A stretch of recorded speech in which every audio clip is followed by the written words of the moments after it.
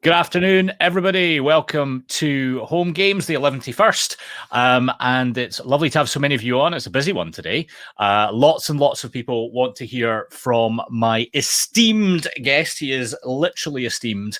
We won't say at what level, but definitely esteemed, and it is Mr. Noel Butwell from what I think is still Standard Life Aberdeen. Noel? It is indeed, yep. Yeah, good afternoon to you. How are you doing? I'm very well, thank you. Good afternoon to you. Good afternoon to everybody that's joined us as well. Absolutely, and it's lovely to see everybody missing out some sunshine. Apart from Mike, apparently it's raining in the sunniest place in Britain, which is the Isle of Wight. So that's a shame. If we could all just take a moment to commiserate with Mike, and that's enough of that. Kate, I couldn't agree more. I think we found a more than able replacement, and I think Natalie will be back, if not next week, then the week after. So Nat, if you want to take over, I'm definitely up for that. Yeah, we're going to get into it all today. I'll just do the usual housekeeping bits and bobs. I think there are some new names this week popped on to come see Noel. So it's 45 minutes. We're just kind of unscripted chat. We're just going to see where it takes us. No subjects are off limits, but Noel is an officer of a listed business, and so there's going to be certain places he can't go. If we get anywhere near any of that, then we'll respectfully step back, and I'm sure you'll understand about that. But apart from that, Noel's been very, very cool and said, just get into anything you want to ask. Two ways to ask questions. First is in the chat here, as you'll see on your screens. The second is there's an ask a question button at the bottom, and if you use that one, then that will flip a little thing up, and I will definitely see it, and we will get to your questions, I promise. Two other little things: if you have any audiovisual problems, I have a little magic link for you here. It's just there for your reference, and that delays your feed by a few seconds. And if the buffering is at your end, that will sort that out for you, though it certainly did nothing for Natalie last week. And the last thing from me before we dive into it properly is that we're growing. Landcat is growing. We need a bigger cat basket, and we need to find 3 new people. One in product development, one in kind of research and insight, and one in marketing communications, actual writing of stuff for clients.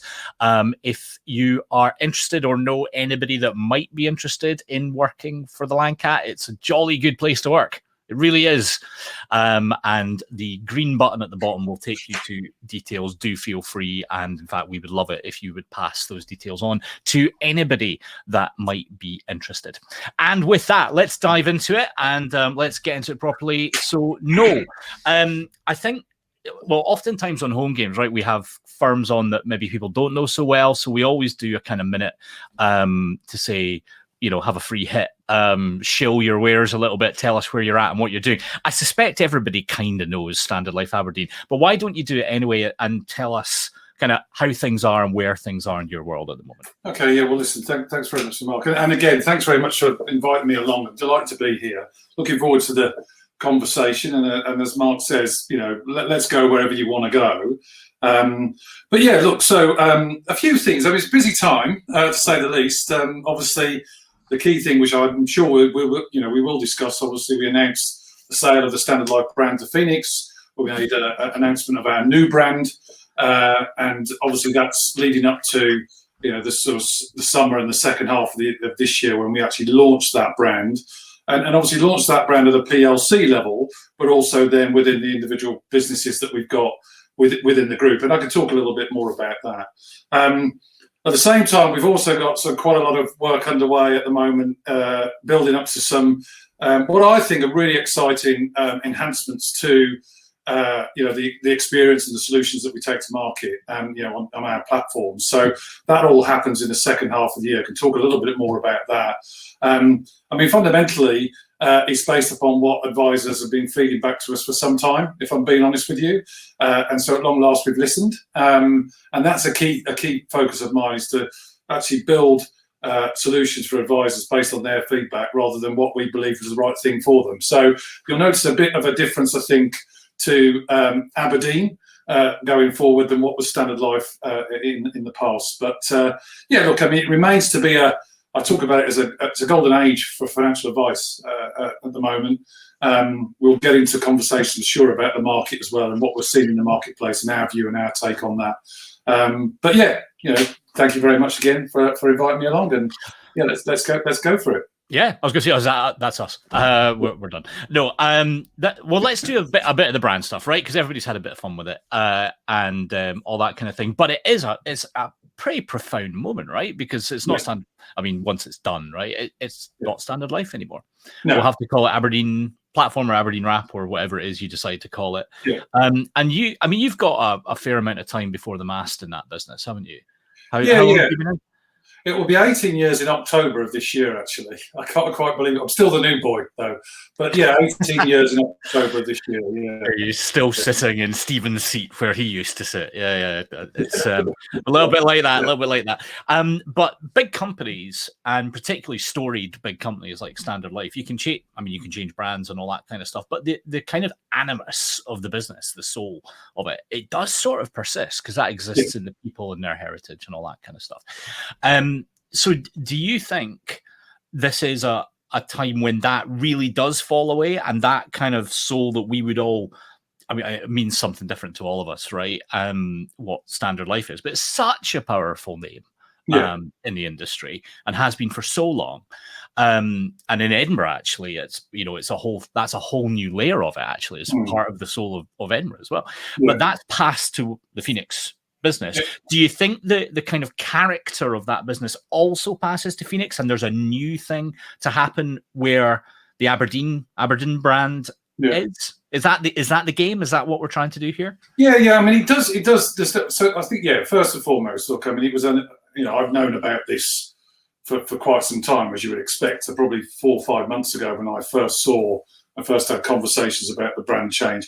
I think, to be fair, we obviously we've licensed the Standard Life brand to Phoenix for almost 3 years, and I think it's fair to say I think it got a little bit confusing, particularly for advisors and to an extent customers, clients, but advisors. And I think if nothing else, it certainly does tidy it up really. And obviously, just to repeat what everybody knows, Wrap and Elevate remain very much part of what currently still is Standard Life Aberdeen, but will become Aberdeen. It's a key part of our growth and our focus going forward.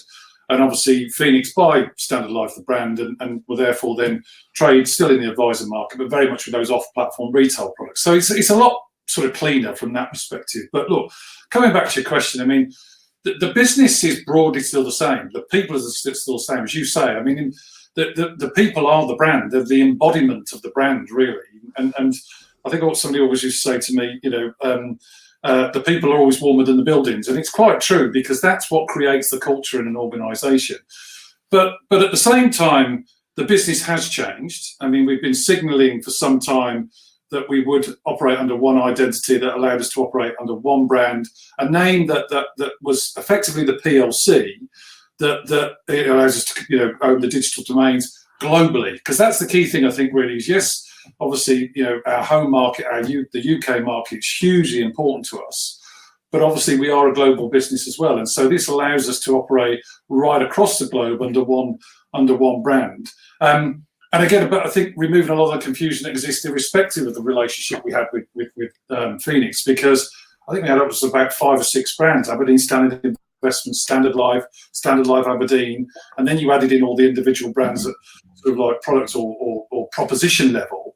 What this does is simplifies all of that. And I think it does signal a reshaping of the business and how we are going to operate going forwards. And if I look at the business that I'm responsible for, which is obviously the advisor platform business, the advisor business, increasingly you'll hear from me, and then you will see that my focus is on the content and the experience that we deliver and we provide to advisor business in the UK in order for them to deliver their client value proposition. So from that perspective, I do want to break out of the pack.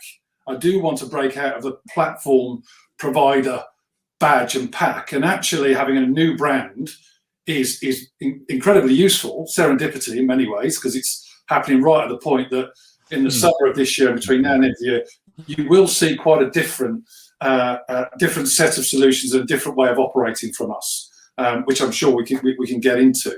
Yeah. But it does signal that change of the business going forward. You're absolutely right, Mark.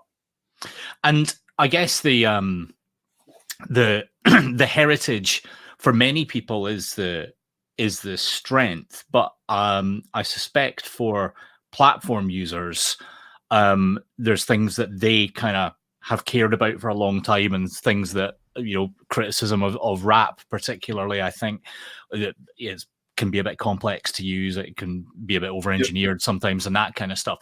So I suspect some of the kind of, it's an emotional response, isn't it?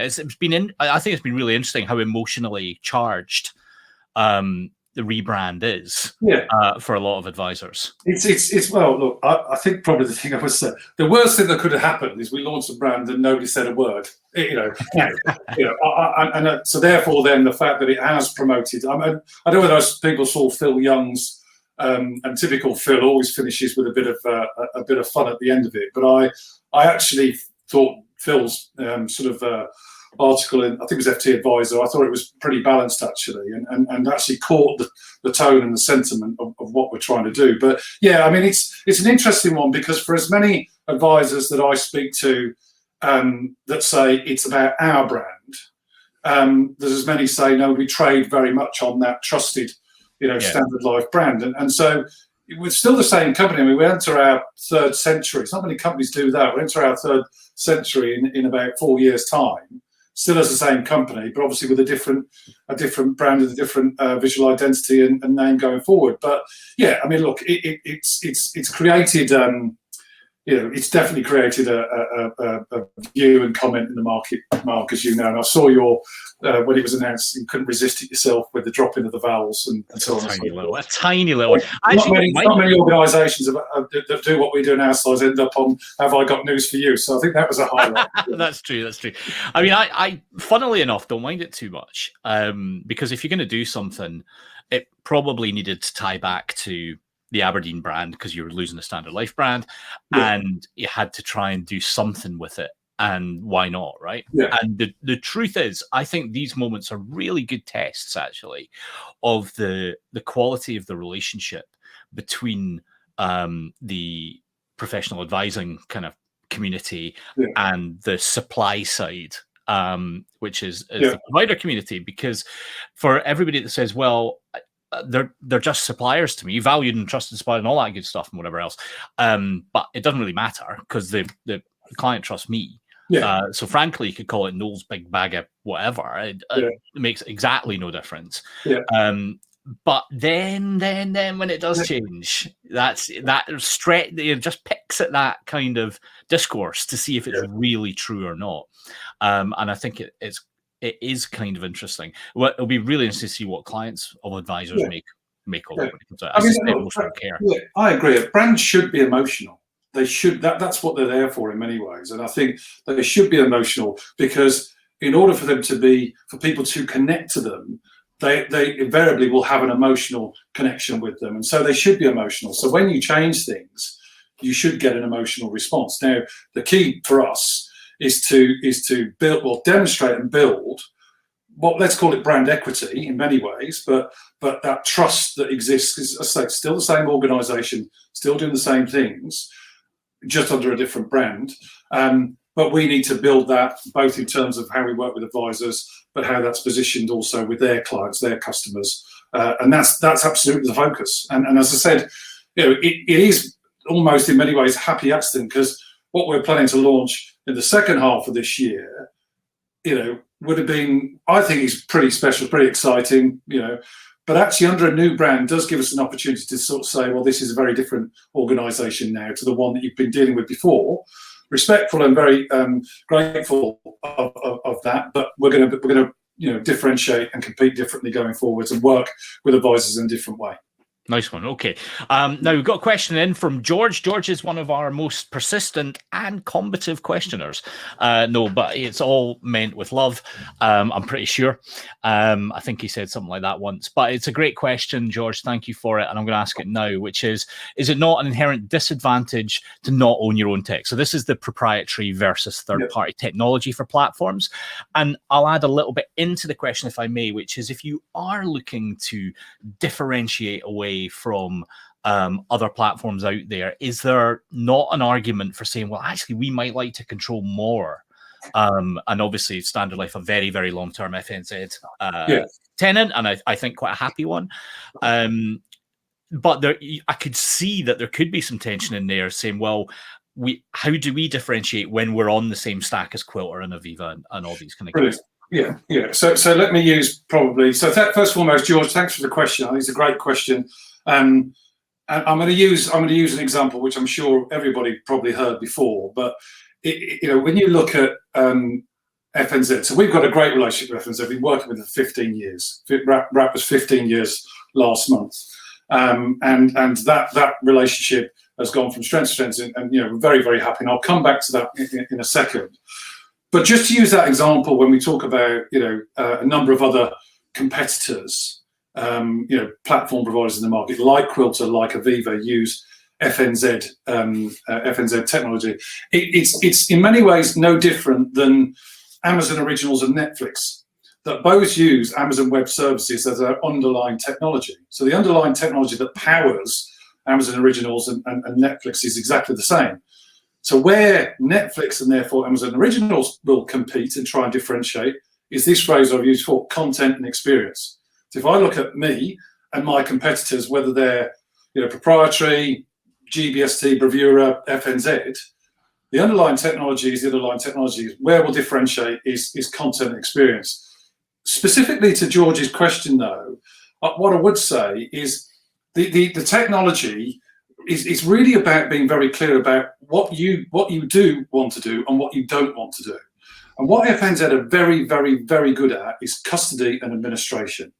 And that's what we've outsourced. So in terms of the enhancements that we're planning and all the stuff that we're doing, the bit that we want to control and own is the user experience, the content that goes onto the platforms, and then use that as a differentiator. Not custody and administration. Custody and administration, hugely important. This is customers' money, and that's the most important person that we all serve. But actually how we'll compete and differentiate is that user experience, the content on the actual sort of solutions and platforms that we have. And that's really why I think I'm relaxed, very relaxed about third parties. Proprietary network, proprietary technology, look, if it works, some great examples of firms out there, it works really, really well for them. We made a decision to partner with FNZ, very happy with that, but it's been very clear on what FNZ do and very clear on what we'll do. And then the bit we'll do is how we serve our advisor partners and compete with our competitors. Good to know. Thank you. And obviously, any more? I think the pronunciation questions. Aberdeen. Thank you very much. Yes. Aberdeen. Katie's done you a solid there. And I'll answer that one because people say, well, why don't you just call it Aberdeen? Well, we can't own the domain, digital domain, because Aberdeen's a wonderful city and they own it. And it's so partly that's the reason, but it is pronounced Aberdeen. I went to university in Aberdeen. Yeah, a lot of people at university. A lot of people did. Did. I loved it. It was absolutely fantastic. But my God, in November when the drizzle is coming, it cuts you in two, man. It's outrageous.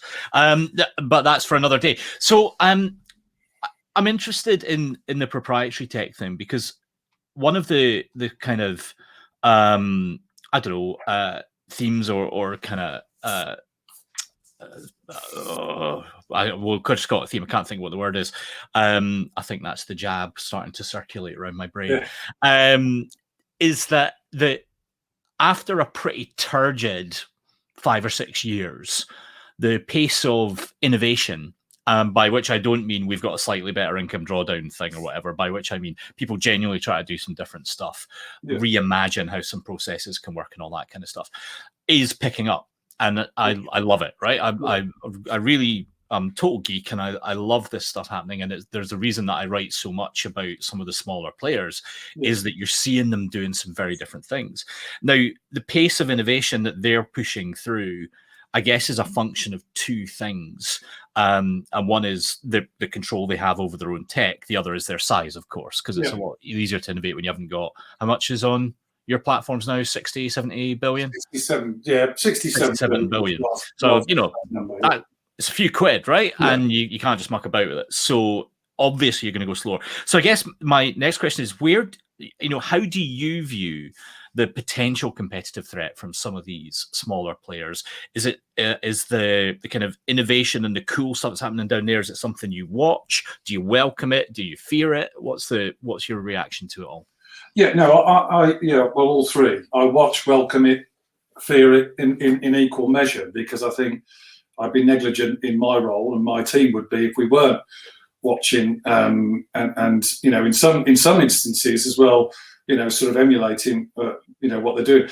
One of the things I think for us really is that, when you get to you're right, when you get to an organisation of our size, you could argue that actually your ability to react to market changes and your ability to, sort of push through change is more difficult than some of these more nimble, fleet of foot, sort of fintech startups. I disagree really with that in so much. So I don't think size is the issue. I think it's the way of working, right, inside organisations that's the issue, if I'm honest with you. And so, something I've introduced now is we do operate very much in an agile way of working, both in terms of solution delivery, both as well. So solution design, solution delivery, and then ultimately how we bring change through working with FNZ. So I think it's more the way of working than it is about the fact that one's big, one's small. It's how quickly they react and adapt to change. I think innovation. One of the things I think, to be fair, I'll be very honest with people on here. I think over the last, I'd probably say 3, 4, 5 years, we haven't listened enough to our advisor partners, to the people, the firms that we work for. And 51% of advisors in the UK have either Wrap or Elevate in them. So 51% of advisor businesses could use Wrap or Elevate today. So could they, please? But joking aside, but they could. Now the reason why a lot of them don't is because we've not listened to what it is they want from us. And you can never do you can never do everything that everybody wants. But there's certain things that a number of firms have been asking us for many years, that we've not done, and largely because we prioritised our next big stadium build innovation, some of which have worked fantastically well, like the investment hub. I mean, that's probably the best example. But there's other things we've done that actually, we probably thought they were the right thing. And again, maybe this is at times where people always attach the arrogance to Standard Life, or Standard Life always knows best. We probably haven't listened, but now we are, and it comes under my tenure. If for the period that I'm in charge of this business, it will be very much focused on listening to advisors and delivering what they want. And that's really, I think, again, comes back to what I was talking about earlier. That's the focus. And I think, and so coming back to your original question, will we innovate? Absolutely, we'll continue to innovate. And some of the stuff we'll bring through between now and the end, I think, are pretty innovative. What we did on the drawdown price lock, for instance, I thought was pretty innovative. So we'll continue to do that, but not at the expense of, the experience, the usability, the intuitiveness, etc. So expect, significant enhancements there over the course of the remainder of this year. Okay, great. And I'm sure we'll come back to some more of that stuff. And everyone's been very polite and not asking many questions so far. It's absolutely fine. Do carry on, otherwise it'll just be what I think up, and you might not want it. But let's talk about you for a minute and just get off the subject of platforms, because you're now in charge of the platforms business, I think, or the UK business, and that's a big beast in itself. So. How did you get here? You have 18 years. So tell me about your kind of background inside the group. Okay, yeah. So blimey.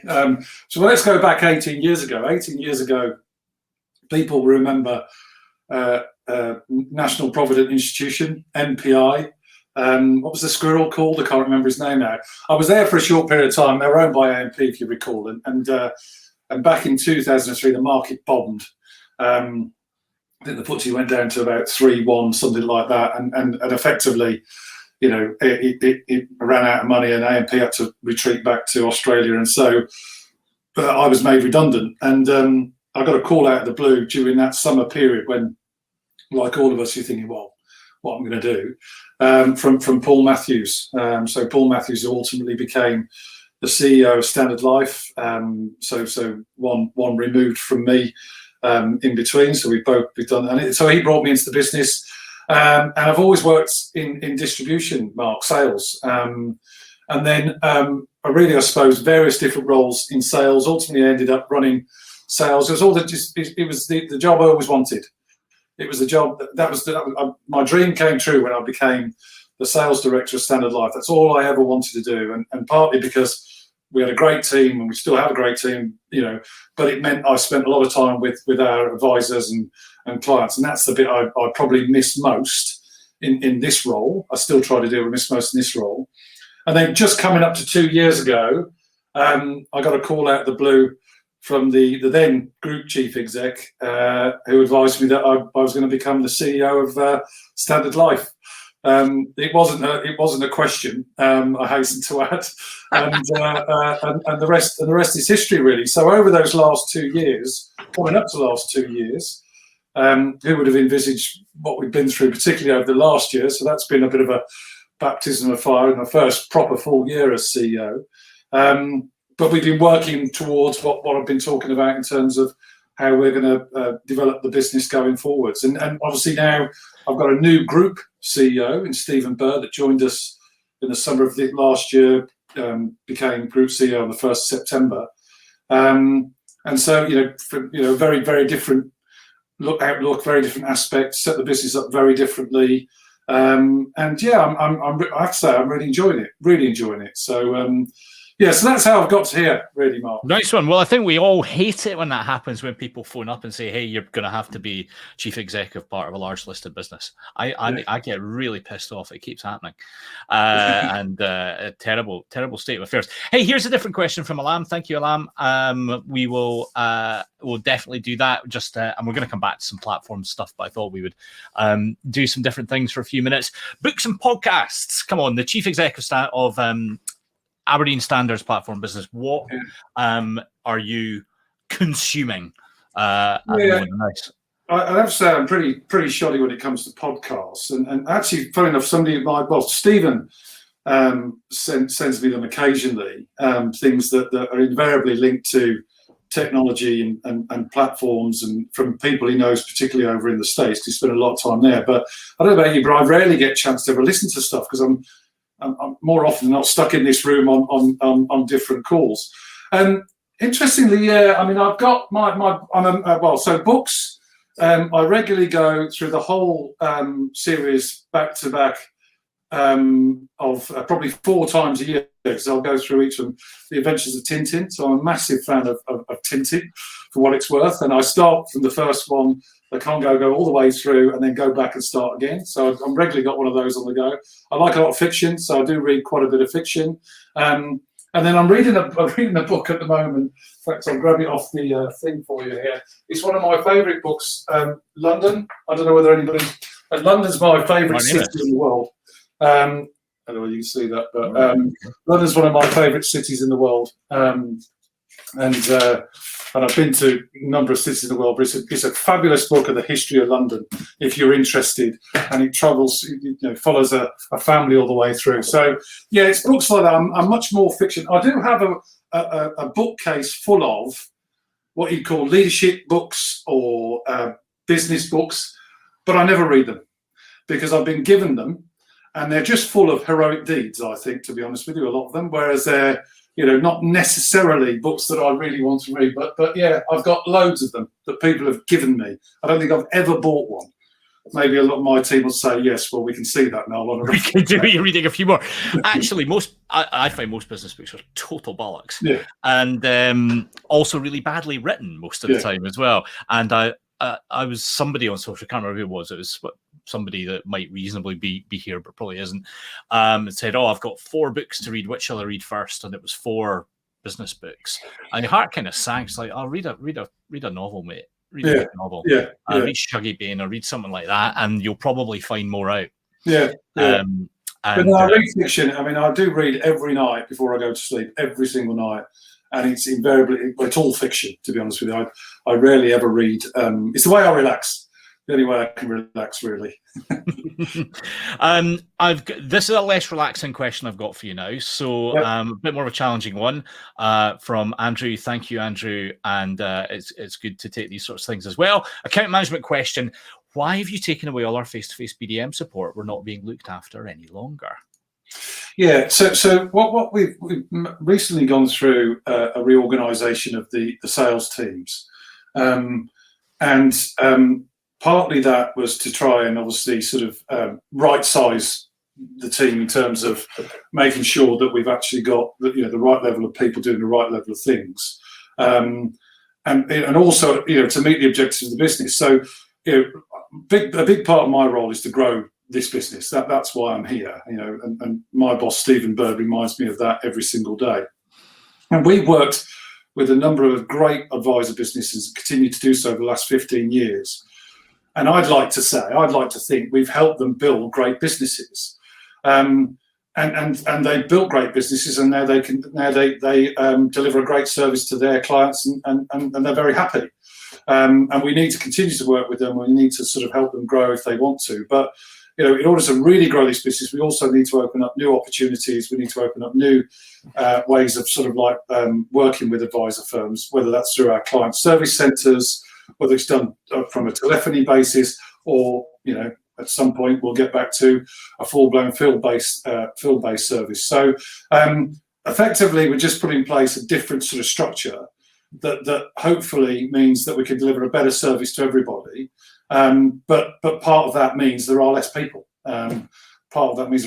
So consequently, it has meant that certain people that had previously had access to an account manager that owned relationship to them now will obviously get a broader telephony service. So I still like to think we deliver great service to those. We still want to work with those businesses. But that individual relationship, we're obviously we've had to reduce that, and consequently, what that meant is we've had to withdraw that from certain firms. It's kind of interesting, and this is something that comes up a lot. I agree with Paul, by the way. Hi, Keeps. This is a really refreshingly honest section from someone in your position, though, and it is tough, right? If you're going to reshape sales teams, take cost out, try and do all that kind of stuff, then this is the kind of collateral damage that happens. But kind of going into that is another interesting thing, which is why is face-to-face important, and not just post-pandemic. Why would Standard Life users really, really, really value the face-to-face support, other than they're good people and really pleasant individuals, which I know lots of them, and they are. It oftentimes we find it's to do with issue resolution. Yeah. And they love it. And it's like the old one-man life office. So if you're an NPI inspector or whatever back in the day, a lot of the time you were sorting shit out that people needed done. So the answer perhaps is to, have less stuff that needs sorted out. Yeah, and it's a great point, and that's what we're trying to do. So look, I mean, if again, being very open with everybody, if I get 3 complaints that arrive directly to me, it's usually for 3 things. It's one, you've taken away my relationship manager, you've taken away access to the technical helpline, or there's problems with your client servicing. Those are the 3. Interestingly, all 3 of which are providing a service, i.e., less so the technical part, but that is really, I know it's a really highly valued service by advisors. But client service, account manager, you are right, it is issue resolution. So a big part of what we're doing is particularly with the enhancements we're planning, is remove a lot of that issue resolution. So things like the advisor dashboard. So a lot of what the client services team get calls on, 50% of what we get calls on, the advisor firm could either do it themselves or find out the information themselves on the platform. The problem is it's not easy because it's not an intuitive platform. Yeah. Let's be honest, 15 years later, it's the same platform. These are the big changes we make. So the key part really is to make it much more intuitive, much more easy to use, that allows advisors to get the information they want very easily, but at the same time still provide a service such that if they want to pick up the phone, of course they can pick up the phone. So our telephony, front office telephony, which has improved dramatically since the real eye of the storm of the pandemic.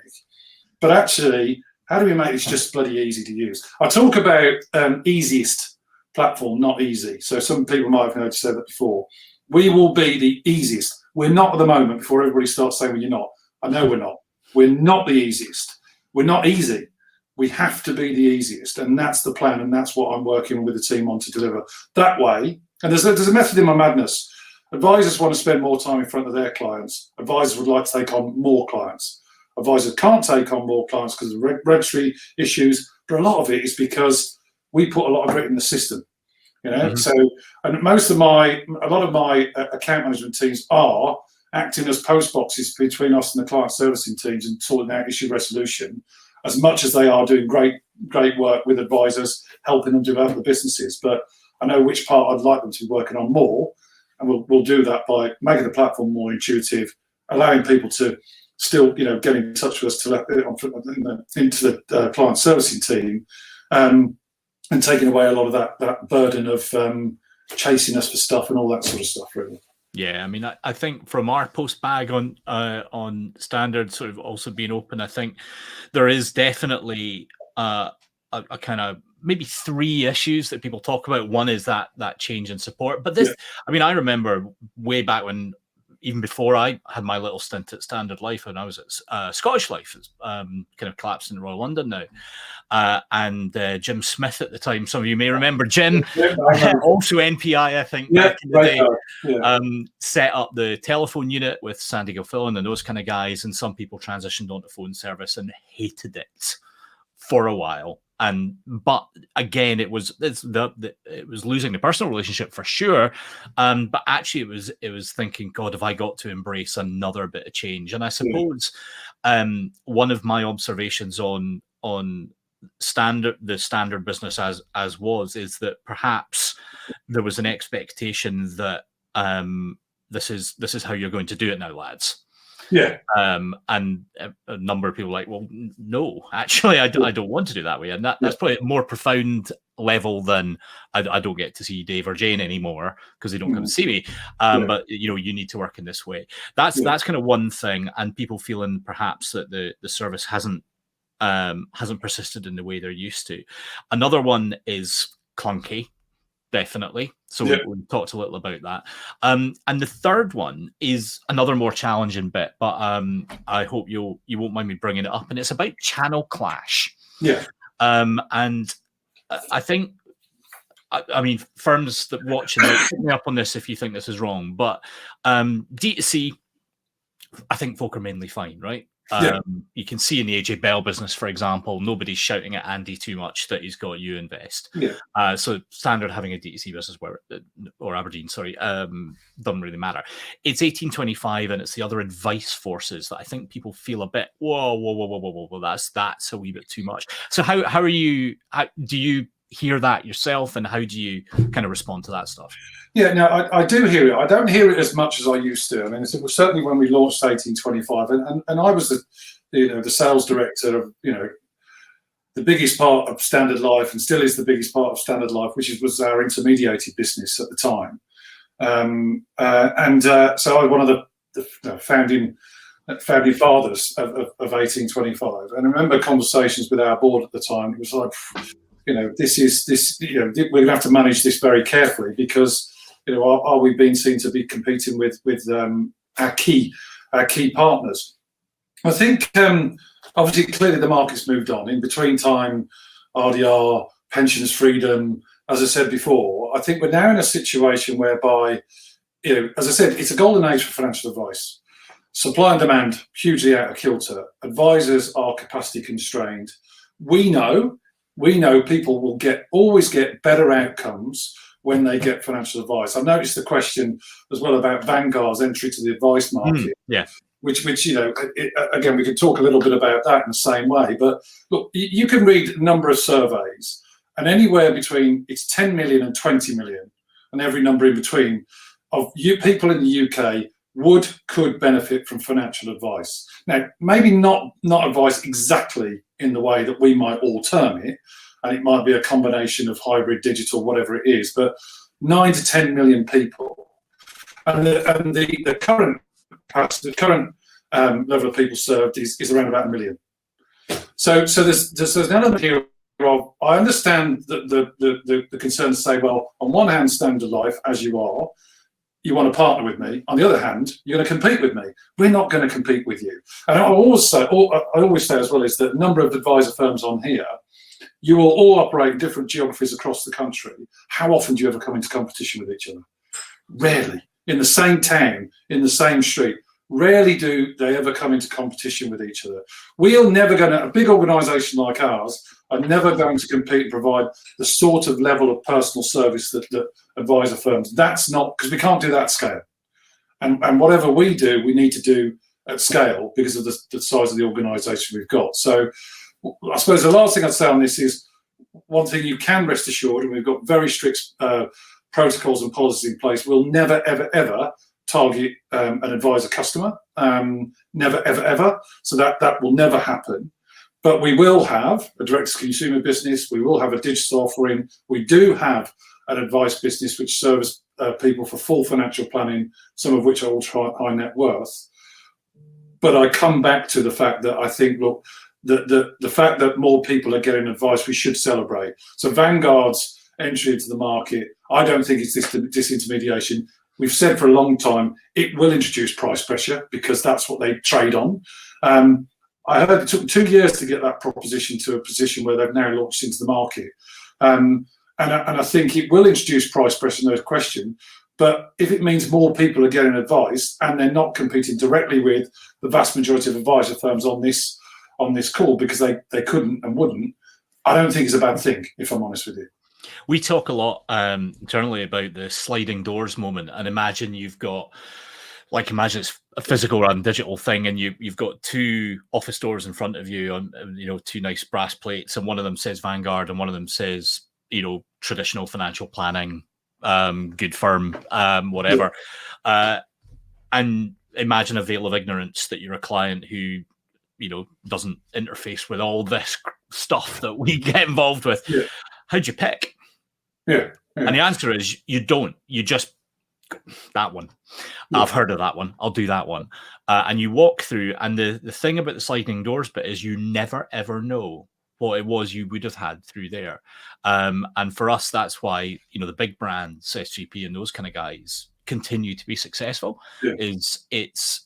It doesn't matter that it could be cheaper or even better somewhere else, because once you've gone through the start of a fact-finding process and all that stuff with one advisor, the number of clients who say, I'm going to do all that again with another two just to check that you're all right, is vanishingly small. Yeah. It's quite an intrusive kind of process in a nice way.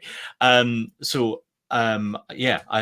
think this feels like there's going to be plenty for everyone. But I guess, more and more businesses of your type know they're looking at other opportunities in the space. And if you only want pure play platforms, then the number of those is dwindling, I guess, all the time. Well, you've only got to look at the market, and you and I talked about this before. I mean, I've never known a market like this, in terms of interest in our market, the private equity, the consolidation, at advisor level, at platform level, it'll only increase, and foreign investment massive really for the UK, and partly it's driven by the fact that there is a huge capacity challenge and there's huge opportunity.